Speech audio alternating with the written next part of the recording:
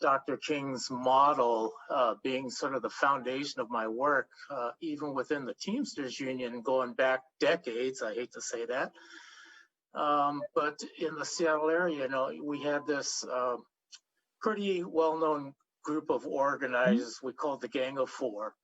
And they were of Latino, Black, Asian, and Native American descents, but they heard the call of the need for multicultural organizing along the lines that Dr. King actually supported. He said that we may have all come here in separate boats, but we're all in the same boat together now.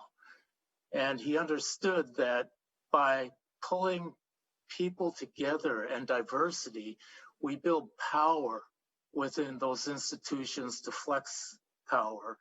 So basically, there's two types of power in our systems. There's money and there's people. And we can never hope to outspend those who have the money. So our avenue to justice is by organizing people. And you can only do that by organizing all the people and having a basic foundation of belief that people understand justice and want justice. Because if we don't all share that foundational belief, then where are we as humanity? Dr. King saw the intersections between class and race and militarism and all of these things that poor people end up on the short end of the stick with, and fought against those. So back in the day, he was considered extremely radical.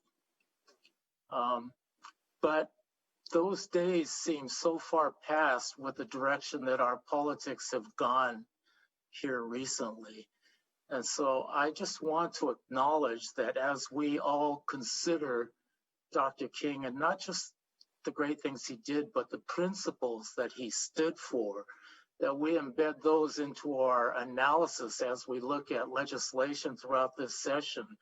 Let's do a equity analysis on all of the pieces of legislation before we actually have to take a vote on them, so that we understand, are there disparate impacts here in the legislation we'll be considering? Because, I think Dr. King pointed out that it's all intersectional and it all has some disparate impacts one way or the other. So I just want to acknowledge everybody who has spoken before me, and thank you for your heartfelt comments. They're deeply received by myself, and I know my colleagues too. And thanks for proposing this resolution, Senator Saldana.